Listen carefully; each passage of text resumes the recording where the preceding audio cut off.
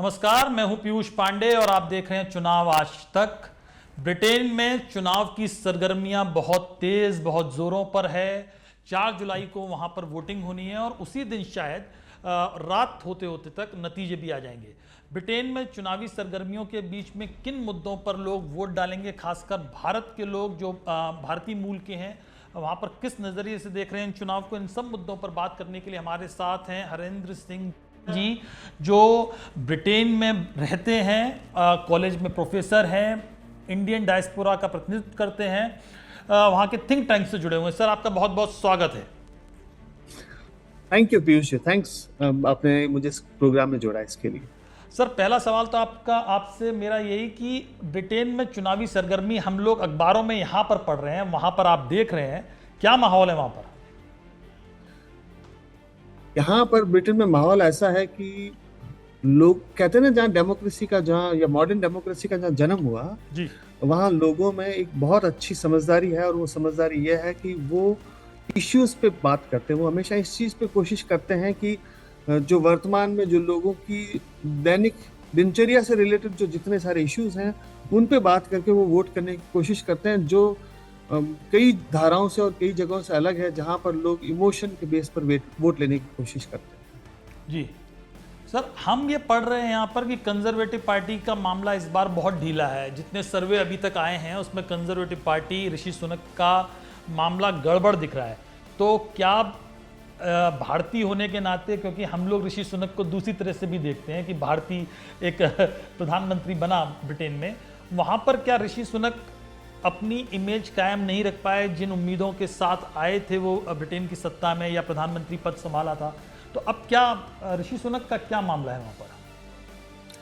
इस सवाल को मैं 2-3 अलग अलग टुकड़ों में बांटना चाहता हूँ। जी, पहला सवाल, जो लोग ऐसा सोचते हैं कि ऋषि सुनक यहाँ के प्रधानमंत्री या प्राइम मिनिस्टर इसलिए बने कि या फिर वो पहले भारतीय प्राइम मिनिस्टर या पहले नॉन वाइट प्राइम मिनिस्टर रहे हैं, उसमें मैं एक बेहतरीन बात ये कहूँगा, वो प्राइम मिनिस्टर इसलिए बने क्योंकि वो केपेबल थे, वो योग्य थे और उन्होंने इसके लिए काम किया। ये उनकी सबसे बड़ी योग्यता थी। उनकी पृष्ठभूमि क्या थी वो महत्वपूर्ण नहीं थी। जब उन्हें पद नेता पक्ष चुना गया तब उनकी पृष्ठभूमि क्या थी या उनका बैकग्राउंड क्या था, इस पर कोई चर्चा नहीं थी।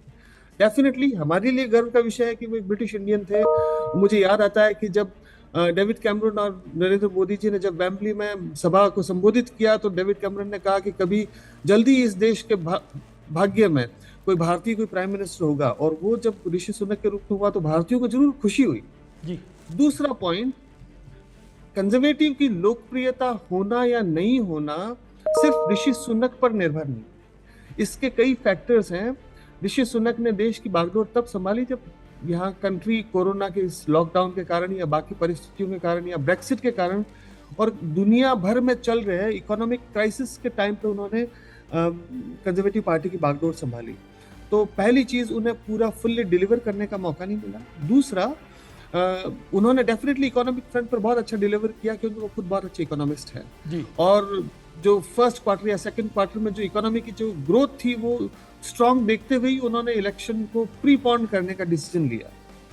थर्ड, जो ऋषि सुनक के बारे में मैं कह सकता हूँ, ये कलेक्टिव थॉट है। आज दुनिया भर में इकोनॉमिक क्राइसिस है, जो सबसे बड़ा इशू है वो है इन्फ्लेशन का। मतलब आम आदमी की, आप आटा, नमक, तेल, ये जितनी भी खाने पीने की चीजें, उनकी जो प्राइसेस बढ़ी है इन पिछले 2-4 सालों में, उतनी पहले कभी नहीं बढ़ी है। गैस की, इलेक्ट्रिसिटी की, इनकी प्राइसेस बढ़ी है, ट्रांसपोर्टेशन की कॉस्ट बढ़ी है। तो आम आदमी को ये लगता है कि ये प्राइसेस सिर्फ यूके में बढ़ रही है, लेकिन जब हम ग्लोबली देखते हैं तो ऐसा लगता है कि ये प्राइसेस पूरी दुनिया में हर जगह बढ़ी है, पर यूके ने डेफिनेटली इसको काफी कुछ कंट्रोल किया है। आपके सवाल का जो थर्ड पार्ट है, ये जो अभी इलेक्शन है, ये सिर्फ ऋषि सुनक का इलेक्शन नहीं है, ये पूरी कंजर्वेटिव पार्टी की, उनकी पॉलिसीज का, इतने साल की जो एंटी इनकम्बेंसी है, उन सारे फैक्टर्स को रखते हुए ये इलेक्शन लड़ा जा रहा है। और आपने बहुत सही पॉइंट बोला कि रिसेंट जो सर्वे हुआ अभी 21 जून को, तो 41% लोग लेबर को पसंद कर रहे हैं, 20% लोग कंजर्वेटिव को पसंद कर रहे हैं।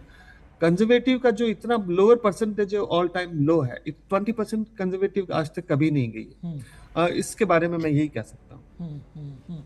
नहीं, लेकिन सर अब अमूमन आपका एनालिसिस क्या रहा है जब ब्रिटेन में चुनाव होते हैं और जब जो सर्वे आते हैं, तो वो सर्वे किस हद तक नतीजे में तब्दील होते हैं? क्योंकि जैसे हम कहते हैं ना, इंडिया में एग्जिट पोल होते हैं चुनाव के बाद, ओपिनियन पोल अब बंद कर दिए गए हैं, पहले ओपिनियन पोल भी होते थे, ये ओपिनियन पोल ही है, जो सर्वे हैं बेसिकली ओपिनियन पोल हैं ब्रिटेन में।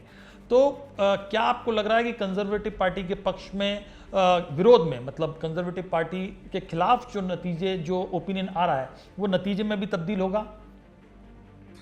मैं धरातल पर जब लोगों को देखता हूं और सारी चर्चा, मतलब लोगों से सुनने में या फिर उनसे जो भावनाएं मैंने महसूस की, उससे मुझे लगता है कि जो ओपिनियन पोल या सर्वे की जो रिपोर्ट्स हैं वो सच्चाई के बेहद करीब है, और रिजल्ट्स इसी रेशियो में या इसी अनुपात में होगा जिस हिसाब से सर्वे सबके सामने आया जी। जितना डिफरेंस हम इंडिया में देखते हैं सर्वे और एक्चुअल रिजल्ट्स में, उतना डिफरेंस इन कंट्रीज में नहीं आता। उसका एक बड़ा कारण है कि यहाँ कोई अंडर करंट माहौल नहीं है, ज़्यादातर लोग पढ़े लिखे हैं, शिक्षित हैं, ओपिनियटेड, मतलब अपनी ओपिनियन को हमेशा व्यक्त करने में विश्वास रखते हैं। बिल्कुल। और वो डिजिटल या सोशल मीडिया प्लेटफॉर्म्स पे भी या बाकी जगह पे तो लोगों को क्लियर है कि इस बार डेफिनेटली लेबर आएंगी। अभी रिसेंटली जो पहले यहाँ के लोकल काउंसिल्स के इलेक्शन हुए, उसमें भी लेबर ने स्वीप किया है। ओके।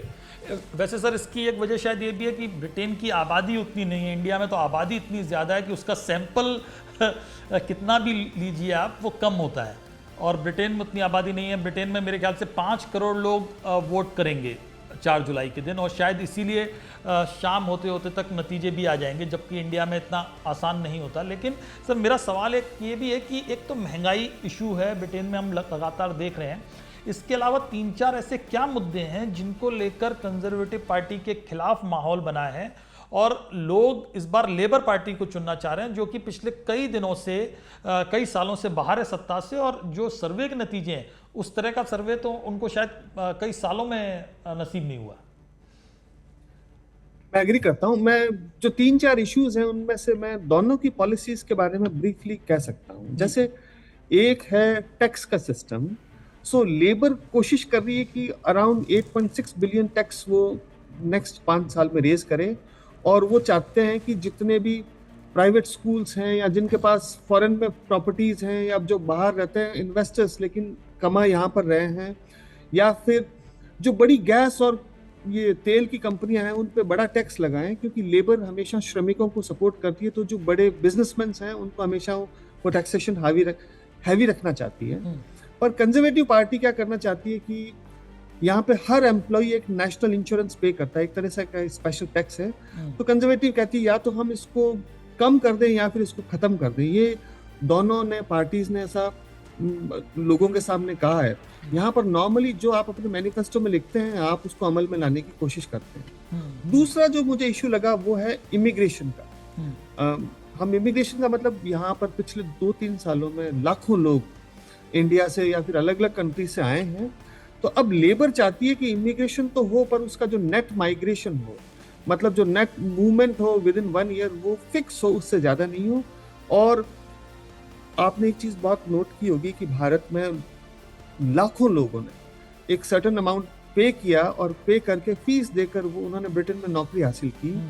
एक तरह से देखा जाए तो वो एक इलीगल काम है, और उसमें जो एम्प्लॉयर है, ये एम्प्लॉयर की लाइबिलिटी है कि वो ऐसा गलत काम ना करें। तो लेबर चाहती है कि ऐसे एम्प्लॉयर्स के खिलाफ एक्शन हो। और तीसरा, लेबर चाहती है कि एक पॉइंट बेस्ड सिस्टम क्रिएट हो, जिसमें जो अच्छे स्किल्ड लोग हों, पढ़े लिखे लोग हों, डॉक्टर्स हों, इंजीनियर्स हों, आईटी के बड़े टेक्नीशियंस हों, या फिर कोई नीश फील्ड में काम करने वाले लोग हों, उन लोगों को आने में आसानी रहे। लेकिन जो टोरीज, मतलब जो कंजर्वेटिव पार्टी के लोग हैं, वो भी नंबर को फिक्स करना चाहते हैं, लेकिन उस एनुअल कैप को करने में अभी तक वो इतना सक्षम नहीं हो पाए, और पिछले 1-2 सालों में माइग्रेशन बहुत ज्यादा बढ़ा है। और तीसरा, पीयूष जी, जो एक छोटा सा इशू है वो है, शायद भारत में ऐसा देखने को कम मिलता है, यहाँ पर मिडिल ईस्ट से या टर्की से या फिर अलग यूरोपियन कंट्रीज से लोग एक छोटी नाव में बैठकर आते हैं। आपने एक मूवी देखी होगी डंकी। बिल्कुल। सो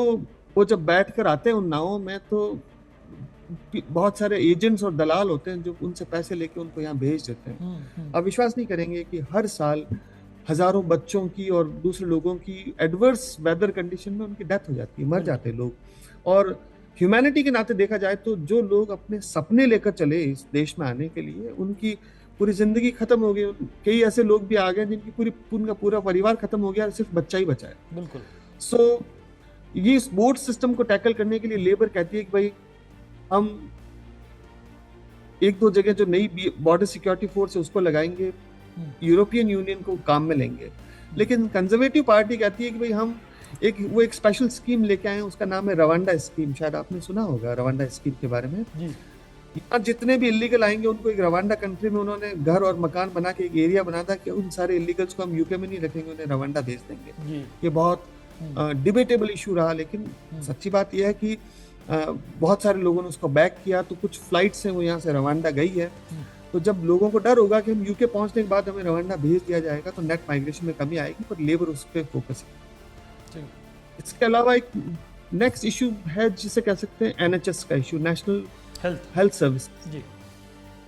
जो एनएचएस यहाँ का एक बेहतरीन मॉडल है जिसने दुनिया भर को एक मॉडल दिया कि गवर्नमेंट्स हैं वो अपने नागरिकों का और उनके स्वास्थ्य का कैसे ध्यान रख सकती है। और इतने सालों में सक्सेसफुल होने के बाद भी उसमें कई कमियां आ गई एनएचएस में। पैसे का या मनी का जो साइफनिंग है, साइफनिंग मींस अननेसेसरी खर्चे बहुत हैं और जो जरूरी खर्चे हैं वो नहीं हो पा रहे हैं। मैनेजमेंट पे एक्सपेंसेस बहुत जाता है। तो दोनों ही पार्टीज ये कह रही कि हम एनएचएस को वापस कंट्रोल में लाके उसको वापस रीस्ट्रक्चर करेंगे। ये 4-5 बड़े इश्यूज हैं जिसपे गवर्नमेंट्स हैं वो या दोनों पॉलिटिकल पार्टीज हैं काफी अच्छा बोल रही हैं। इस बीच में सर भारतीयों का सवाल अगर हम करें तो एक मैंने खबर पढ़ी कि हिंदू संगठनों ने हिंदू घोषणा पत्र वहां पर कुछ रिलीज किया है। तो वो हिंदू घोषणा पत्र का मकसद आपको लग रहा है जिस मकसद से रिलीज किया गया है उसको पॉलिटिकल पार्टीज वास्तव में सीरियसली ले रही हैं? और बेसिकली हिंदुओं की, चूंकि वो हिंदू घोषणा पत्र कहा गया है, तो उनकी मूल समस्याएं हैं क्या ब्रिटेन में? मैं इस सवाल से पहले पीयूष जी एक छोटी सी ब्रीफ में इसका जो प्री क्वेश्चन है जिसको मैं कह सकता हूँ बैकग्राउंड, मैं उस पर आऊंगा। हिस्टोरिकली जो इंडियंस यहाँ पर आए हैं इस कंट्री में अराउंड 1970s के टाइम पे जब ईस्ट अफ्रीका में इश्यूज हुए तो वहाँ से मैस मूवमेंट हुआ, वहाँ से गुजराती पंजाबी कम्युनिटीज आई और दूसरी कम्युनिटीज भी इस कंट्री के अंदर आई। तो वो पहली एक मैस लेवल पे माइग्रेशन था। जब यूके के अंदर लोग आए, उन्होंने स्ट्रगल किया, संघर्ष किया, उन्होंने छोटे मोटे काम किए, उन्होंने क्लीनिंग जॉब्स की, स्किल काम किए, ड्राइविंग की। तो 70s में जो लोग आए वो पूरा इंडियन, पाकिस्तानी, बांग्लादेशी सारा तबका वो लेबर पार्टी का स्ट्रॉन्ग सपोर्टर था और एक जबरदस्त स्ट्रॉन्ग सपोर्टर था, मैं इसको ऐसा कह सकता हूँ। और लेबर पार्टी को जिताने में उनका बड़ा कंट्रीब्यूशन रहा। पिछले 10-15 सालों से डायनामिक्स में एक बड़ा चेंज आ गया और उस चेंज आने के 2-3 रीजन हैं। पहला रीजन पीयूष जी जो है वो ये है कि जो 70s में जो लोग आए स्लोली एंड ग्रेजुअली उन्होंने बिजनेसेस को एस्टेब्लिश कर लिया। तो इंडियन कम्युनिटी छोटी जॉब से मूव हो गई नेक्स्ट बिजनेस फेज में, मतलब वो खुद बिजनेसमैन हो गए। लेबर पार्टी मानी जाती है श्रमिकों की पार्टी और कंजर्वेटिव पार्टी मानी जाती है जो पूंजीपति वर्ग है या फिर जो बिजनेस को प्रमोट करने वाली। बिल्कुल। सो एक तो इंडियंस के इकोनॉमिक जो उनका प्रोग्रेस हुआ उसके कारण उनका एक शिफ्ट हुआ। दूसरा क्या हुआ कि लेबर पार्टी में जो लीडर्स आए 10-15 साल पहले, उन लीडर्स में से 1-2 लीडर्स ऐसे थे जिन्होंने इंडिया के या भारत के हितों के खिलाफ स्टैंड लिया। उन्होंने पार्लियामेंट में या बाकी जगह जहां पर भी प्रोटेस्ट हुआ, उन्होंने जो भारत के जो वैश्विक हित हैं उनके खिलाफ स्टैंड लेने से जो इंडियंस हैं उनके मन में ऐसा लगा कि हम जिस पार्टी के साथ काम कर रहे हैं, जिस पार्टी को हम पुष्पित और पल्लवित कर रहे हैं, ये पार्टी कहीं ऐसा ना हो कि हमारे ही देसी हितों को एक दिन खत्म कर। तो उन्हें ऐसा लगा कि उन्हें पॉलिटिकल स्पेस नहीं मिल पा रहा, तो मैं इसे मोह भंग की संख्या दूंगा। और लेबर पार्टी से एक बहुत बड़े तबके का मोह भंग हुआ और वो लेबर से शिफ्ट हुआ कंजर्वेटिव पार्टी की तरफ। तो जो लास्ट इलेक्शन था उसके अंदर भारतीयों ने बढ़ चढ़कर तन, मन और धन तीनों से कंजर्वेटिव पार्टी को उन्होंने जबरदस्त फोर्स किया। और कंजर्वेटिव पार्टी जो पावर में आई वो इसको एक्नॉलेज करती कि जो हम आज पावर में आए हैं उसका सबसे बड़ा कारण भारतीयों का इतना बड़ा सपोर्ट है। ये इस चीज को लेबर की नई लीडरशिप जो कियर स्टारमर है उन्होंने समझ लिया कि जो पुरानी लीडरशिप ने जो गलती की थी, कश्मीर का इशू हो या बाकी भारत से रिलेटेड जो दूसरे इश्यूज हैं, उन पे गलत बयान करने से, गलत लोगों का साथ देने से ऐसा हुआ। जी तो कियर स्टारमर क्या कोशिश कर रहे हैं अभी कि उन्होंने इस तरह के अलग अलग रीच आउट ग्रुप बनाए। उन्होंने रीच आउट के लिए कुछ वॉलंटियर्स को रखा, इंडियन पॉलिटिशियन से मिले, इंडिया गए, हाई कमीशन में मिले, यहाँ कम्युनिटी इवेंट्स में गए। तो लेबर क्या करना चाहती है, अपनी खोई हुई जमीन को वापस तलाशना चाहती है कि जहाँ जिस जमीन ने हमें जिन लोगों ने हमें आगे बढ़ाया वो लोग वापस कोशिश करें। ये है बैकग्राउंड। सो आज की डेट में अभी कुछ इंडियंस वापस डेफिनेटली लेबर की तरफ गए, बट फिर भी मेजॉरिटी अभी भी कंजर्वेटिव पार्टी की तरफ से, स्पेशली नए यंग इंडियंस, मॉडर्न इंडियंस या जो बिजनेस में इंडियंस हैं। वो आपने जो सवाल किया वो है हिंदू मैनिफेस्टो। जी मजेदार बात यह पीयूष जी कि इस कंट्री के अंदर इन चीजों पर बात करना बहुत सहज माना जाता है और बहुत स्वाभाविक माना जाता है, नेचुरल माना जाता है। इसे भारत के हिसाब से नहीं माना जाता कि आप एक्चुअल में ग्राउंड पे आप धर्म की पॉलिटिक्स कर सकते हैं, जाति की पॉलिटिक्स कर सकते हैं, लेकिन अपनी शुचिता को दिखाने के लिए लोग धर्म और जाति के बारे में खुल के बात नहीं करते। ये शायद आप जानते होंगे कि कहने की बातें कुछ और करने की कुछ और। सो जो हिंदू मैनिफेस्टो जारी हुआ तो ये वेरी कॉमन है, यहाँ की हर कम्युनिटी, कोई अपना ज्यूइश मैनिफेस्टो जारी कर सकता है, मुस्लिम मैनिफेस्टो जारी हो सकता है, क्रिश्चियन मैनिफेस्टो हो सकता है, कोई टर्किश मैनिफेस्टो। मतलब हर कम्युनिटी को ये आज़ादी है कि उनसे रिलेटेड यदि कोई प्रॉब्लम्स हैं या इश्यूज हैं तो वो उसको इलेक्शंस में या लोगों के सामने या पॉलिटिशियंस के सामने रखें और उनको अवेयर करें कि ये हमारी इश्यूज हैं। सो इसे गलत नहीं माना। दूसरा, हिंदूज ने ये इश्यूज इसलिए रखे क्योंकि पिछले कुछ सालों में उन्हें ऐसा लगा कि कुछ इस तरह की एक्टिविटीज हुई हैं जिनको हम हिंदूफोबिक एक्टिविटीज कह सकते हैं। हिंदूफोबिक एक्टिविटीज मीन्स जब आप प्रैक्टिसिंग हिंदू हो तो आपको अपनी संस्कृति या आपकी अपनी जो परंपराएं हैं उनके कारण यदि आपसे कोई हेट करता है या फिर आपके खिलाफ कुछ इस तरह की घटनाएं होती हैं तो हिंदू मैनिफेस्टो में उन सारी चीज़ों को इंक्लूड किया गया कि भाई हिंदूफोबिक एक्टिविटी हो तो यहाँ के पॉलिटिशियंस को या फिर यहाँ की गवर्नमेंट को क्या एक्शन लेना चाहिए, उसको कैसे रिकॉग्नाइज करना चाहिए।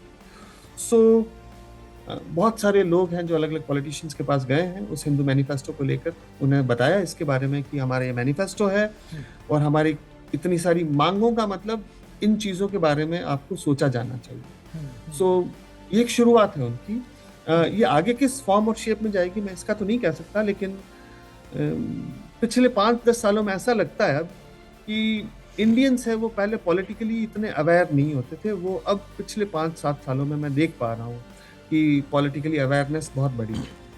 वो पूरी दुनिया में ही मुझे लगता है हुआ है जहाँ पर इंडियंस हैं और वो पॉलिटिकली अब बहुत एक्टिव हो गए हैं, अवेयर तो हैं ही, वहाँ की राजनीति में हिस्सा लेने लगे हैं और छोटे छोटे देशों में भी हम देख रहे हैं कि भारतीय वहाँ की राजनीति में अब सक्रिय तौर पर हिस्सा ले रहे हैं। सर 2-3 सवाल और छोटे छोटे। एक तो हम भारत की राजनीति से ब्रिटेन की राजनीति को देखें तो भारत ने मॉडल तो वही अपनाया है जो ब्रिटेन का था, उसी तरह से भारत में भी चुनाव होते हैं, लेकिन भारत में इन दिनों पिछले कई सालों से हम देखते हैं कि चुनाव के टाइम पर अनर्गल आरोप लगाने का एक कार्यक्रम होता है। अलग अलग तरह की भाषा बहुत निचले स्तर पर लगातार हर चुनाव दर चुनाव जा रही है। तो क्या ब्रिटेन में भी उस तरह आप देखते हैं? मैं ब्रिटेन में न तो उस तरह की सभाएं देखता हूं, न मैं उस तरह के बयान देखता हूं और ना मैं उस तरह का वो निम्न स्तर देखता हूं जो मैं कई बार भारत में देखता हूं चुनावों के दौरान। यानी ब्रिटेन में ऐसा नहीं होता, आप ये कह रहे हैं? मैं ऐसा बिल्कुल नहीं होता। एक सवाल यह कि भारत में हर चुनाव में पिछले 2-3 चुनावों से ईवीएम का मसला उठता है, लेकिन ब्रिटेन में तो जहाँ तक मेरी जानकारी है बैलेट पेपर पर चुनाव होते हैं। तो वहाँ पर कभी ऐसा नहीं होता कि बैलेट पेपर को लेकर सवाल उठाए जाएं कि भाई बैलेट पेपर गड़बड़ हो सकते हैं या उस वोटिंग में कुछ धांधली हो सकती है? जैसे ईवीएम को लेकर यहाँ पर कुछ भी हो, पहला ईवीएम को लेकर सवाल उठाया जाता है। क्या है कि जिस सिस्टम में हम रहते हैं यदि हम उसमें जीत नहीं पा रहे तो उस पर सवाल उठाना लाजमी है, क्योंकि हमें कहीं ना कहीं अपनी हार का ठीकरा कहीं ना कहीं फोड़ना होगा। यहाँ पर नॉर्मली बैलेट पे कोई कभी ऐसा कोई इश्यू नहीं है। मैं इस कंट्री को वाकई में कभी कभी सल्यूट करने का मन करता है, क्योंकि ये कंट्री जितने भी अपने कॉमनवेल्थ के कंट्रीज है, उन कंट्रीज का कोई भी आदमी इस कंट्री में आता है यदि वो यहाँ का नागरिक नहीं है फिर भी वो वोट देने का अधिकारी। जब आप वो मैं जब पहले वोट देना जाता था तो मैं जाके उसको अपना नाम बोलता था, वो मेरे नाम के आगे टिक लगाता था और बहुत सॉफ्टली आराम से बात करके मैं अंदर गया, मैं वोट डाल के वापस आ गया। न बाहर कोई नारेबाजी, ना कोई शोर शराबा। ऐसा लगता था कि लोग लाइन से चुपचाप जैसे ऑफिस में जाते हैं, ऑफिस में जाके एप्लीकेशन दी वापस आ गए, वैसा होता था। आपने जो बात पूछी है तो मैं एक बात जरूर कहूंगा कि इस जो पेपर बैलेट है उसके कारण डेफिनेटली एक इशू जरूर क्रिएट हुआ, और thanks to our certain countries in South Asia. उन्होंने क्या किया कि जो लोग सक्षम नहीं है या बुजुर्ग हैं या डिसेबल हैं या दिव्यांग है भारत की भाषा में, तो गवर्नमेंट क्या करती है कि उन्हें पेपर बैलेट भेजती है। इवन यदि मैं व्यस्त हूं, मैं यदि वोट करने नहीं जा पा रहा हूं, तो मैं उस पहले पेपर बैलेट मंगा सकता था। तो कई लोगों ने क्या किया कि हजारों जगह पेपर बैलेट मंगवा के उनको खुद ही वोट देके खुद ही भेज दिया। ये एक सिस्टम कुछ काउंसिल्स में कुछ लोगों ने किया था। उसके बाद अब गवर्नमेंट ने एक छोटा सा चेंज किया है। अभी जो वोट देने जाते हैं उनकी आईडी चेक होती है और इन चीज़ों पे विशेष नज़र रखी जाती है। बाकी बैलेट पेपर को ये बड़ा सिंपल मानते हैं क्योंकि यहाँ की पॉपुलेशन इंडिया जितनी बड़ी पॉपुलेशन नहीं है। ठीक बात है। ऋषि सुनक का सर भविष्य क्या देख रहे हैं आप? ऋषि सुनक का भविष्य डेफिनेटली उज्जवल है और उसके कई कारण हैं। डेफिनेटली वो पॉलिटिक्स में उन्होंने डिलीवर किया। दूसरा, भारत की तरह यहाँ पर कोई भी व्यक्ति पद को लेकर बहुत ज्यादा लालायित नहीं रहता। लोग मॉरलिटी के ग्राउंड पर पद को छोड़ने में क्षण भर नहीं लगाते और ऐसा कभी कोशिश नहीं करते कि मैं इस पद पर नहीं आऊं। मैं छोटा एग्जांपल दे दूं, डेविड कैमरन बहुत लोकप्रिय प्राइम मिनिस्टर थे। उन्होंने सिर्फ रिजाइन इसलिए किया क्योंकि जब ब्रेक्सिट का हुआ तो ब्रेक्सिट के फेवर में 51% वोट मिले और अगेंस्ट में 49% मिले। तो उन्होंने कहा कि मैं जिस मत का समर्थन करता हूं उसको 1% वोट कम मिला, तो नैतिक रूप से मेरा प्रधानमंत्री बने रहना सही नहीं है। उन्होंने रिजाइन कर दिया और अभी कंट्री को वापस जरूरत महसूस हुई तो डेविड कैमरन एक नॉर्मल सांसद के तौर पे आते थे और उनको वापस फॉरेन मिनिस्टर बनाया। तो उनमें ये हेजिटेशन नहीं है कि मेरे से जूनियर मेरे प्राइम मिनिस्टर है, मैं फॉरेन मिनिस्टर कैसे। बोरिस जॉनसन अपने पोस्ट से सिर्फ इसीलिए रिजाइन कर दिया या करवा दिया गया कि कोविड के टाइम पे उनके स्टाफ के साथ उन्होंने छोटी सी पार्टी की। सो जो नैतिकता का जो पैमाना है उस पर लोगों में कोई बहुत बड़ा चैलेंज नहीं है। 5-10 साल पहले मिलिबेंट ब्रदर्स थे लेबर पार्टी में और बहुत पॉपुलर थे। जब एक मिलिबेंट ब्रदर को नहीं मिली लीडरशिप तो वो यहाँ से छोड़ के कोई दूसरे काम में चले गए। आज वो पॉलिटिक्स के बारे में बात नहीं करते। नहीं सर, मैं आपको टोकना चाहूंगा कि वहां पर लोगों का नैतिकता को लेकर मापदंड बहुत ऊंचा है, इसलिए राजनेताओं को वो पैमाने पर खरा उतरना पड़ता है, या राजनेता राजनीति में मतलब करप्ट नहीं है, उनको राजनीति की सत्ता की भूख नहीं है? वजह क्या है बेसिकली? इन्होंने सिस्टम एक ऐसा क्रिएट कर दिया कि जब आप इन कैरेक्टर्स को जब आप वाकई में अपने जीवन में दिखाएंगे तभी आप आगे एक्सेल कर पाएंगे। यदि किसी आदमी ने गलती से मान लीजिए कि 2000 रुपए का उनका कोई टीवी का बिल है जो उनके पर्सनल घर का था, गलती से उन्होंने पार्लियामेंट से ले लिया तो उनको रिजाइन करना पड़ा। तो जो छोटी छोटी बातें जो मॉरलिटी को कहीं ना कहीं आप यदि आप लीड कर रहे हैं तो आपको लीड बाय एन एग्जाम्पल, मतलब आपको दुनिया में एग्जाम्पल सेट करना पड़ेगा कि आप वाकई में लीड करने योग्य वो आदमी हैं जो ये छोटी गलतियां नहीं करते। सर आखिरी सवाल आपसे कि आपका पर्सनल ओपिनियन पोल क्या है? कितनी सीट, 650 सीटों के लिए हाउस ऑफ कॉमन्स में वोटिंग होगी 650 सीटों के लिए, तो आपका पर्सनल इसको ओपिनियन पोल हम कह सकते हैं, तो ओपिनियन पोल क्या है? मेरा पर्सनल ओपिनियन पोल यही कहता है कि लेबर पार्टी वो डेफिनेटली इस इलेक्शन के अंदर विन करेगी और के एस स्टार्मर प्राइम मिनिस्टर बनेंगे। मैं पर्सनली किसे वोट दूंगा वो एक शायद प्राइवेसी है। हाँ, वो पर पर लेबर पार्टी डेफिनेटली विन करके इस कंट्री के अंदर कह सकता हूँ कि गवर्नमेंट बनाएगी। मैं इसमें एक और जोड़ देता हूँ कि पार्टी चाहे कंजर्वेटिव बनाए चाहे लेबर बनाए, इंडिया और यूके के जो आपस में जो बहुत बड़ा ऐतिहासिक समझौता होगा उसके लिए दोनों ही पार्टियां कमर कस चुकी हैं और वो डेफिनेटली होगा। सो भारत के हितों पर कोई विशेष फर्क पड़ने वाला नहीं है। तो आपने चूंकि वो उस समझौते का जिक्र कर ही दिया है, तो जो भारत और यूके के बीच समझौता होना है, मुक्त व्यापार का, जिन चीज़ों को लेकर बात होनी है, तो उनको आप देख रहे हैं उसमें किसी तरह का बदलाव नहीं आएगा या थोड़ा बहुत चेंज हो सकता है? ज्यादातर सरकारों ने क्या किया कि इसको बहुत डिटेल में और फाइनर लेवल पर डिस्कस कर लिया। तो यहाँ की जो सारा सिस्टम है उसको यहाँ का एक तरह से जो एस्टेब्लिशमेंट है वो रन करता है। तो वो जब एग्री है इन चीजों से, उनको लगता है कि इससे इस कंट्री को फायदा है और इससे भारत को फायदा है, तो पॉलिटिकल पार्टीज की मनमानी का कोई सवाल नहीं है इसमें। क्योंकि पॉलिटिकल पार्टी का कहना है कि भाई हमें तो इस देश को आगे प्रोग्रेस करके ले जाना है। सो के एस तमर और उनकी टीम है वो इस जो प्रेजेंट एफटीए है उसमें मुझे नहीं लगता कोई मोटा चेंज करेगी। ठीक है सर, तो आपने एक बेसिक जानकारी आज हमको ब्रिटेन के चुनावों की दी। हम चाहेंगे कि अब जैसे जैसे चुनाव, जैसे क्या मतलब अब ज़्यादा दिन रह ही नहीं गए हैं, तो चुनाव से एक दिन पहले या एक दिन बाद जब रिजल्ट आए तो हम आपके साथ फिर जुड़ें, आपसे उसका एनालिसिस लें। तो आपका बहुत बहुत धन्यवाद चुनाव आज तक के साथ जुड़ने के लिए, और मैं आपसे फिर आग्रह करूंगा कि आप फिर हमारे साथ जुड़ें जल्दी। Thank you. Thank you sir, thank you very much.